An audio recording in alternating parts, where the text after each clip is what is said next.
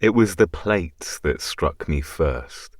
Row upon row of grubby porcelain plates, some cracked, others held together with greying sellotape, each sporting its own parabola of dirt and dust. On each one, as I climbed the stairs of the grotty maisonette flat in Clapham, listening to the wheezy sounds of Mr. Lucas quadruple locking the door behind me, a face stared back.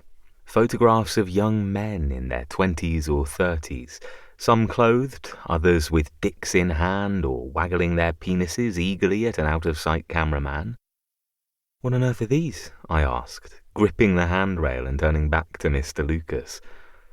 "My boys," he rasped. "My boys." Mr. Lucas had been buying boys for almost 40 years. I should make it clear from the outset that by boys both he and I mean men in their early 20s. Mr. Lucas makes it clear many, many times that his tastes are for the sturdier young men, but he probably spent many thousands of pounds paying for sex over the decades. It was 1994, and I was down from the University of Edinburgh, where I had just finished my third and penultimate year of an English literature degree. In need of cash over the summer, I had taken an odd job as a researcher on a documentary about male prostitution in the 20th century. Quite a smart job for an undergrad, but helped somewhat by the fact that my boyfriend at the time, Will Parry, was down as the lead researcher and hired me to help. The documentary sadly faltered at the pre-production stage and never got made in the end, but my job was to find both the punters and the boys, the rent boys who were active in the 50s and 60s, and then probably solidly into retirement age, or those still on the scene. My first port of call had been to place an advert in the gay papers of the day, Capital Gay and the Pink Paper being the main two, and Mr. Lucas, George Leo John Lucas, then aged 68, got in touch. 6th of September, 1994. Tuesday.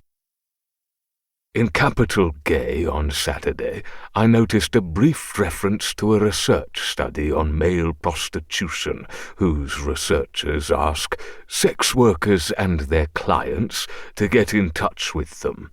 I wrote saying I'd be glad to assist, and this morning a Mr. Parry replies very civilly requesting an interview and remarking on the invaluable historical knowledge I must possess of how prostitution has changed over recent decades, which is true and perceptive.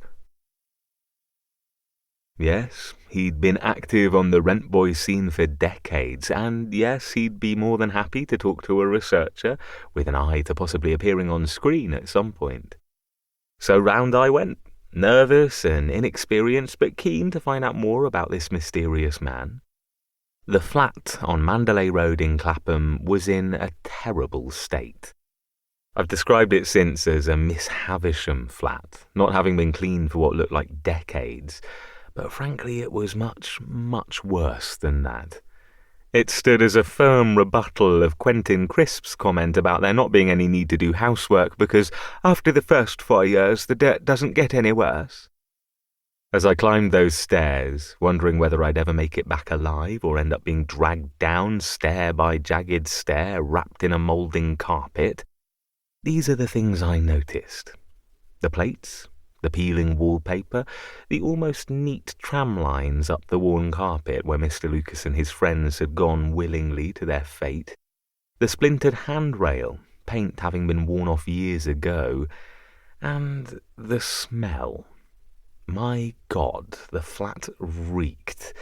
Not that musty old person flat smell, but as if someone had died many, many years ago and been left to rot happily in a corner.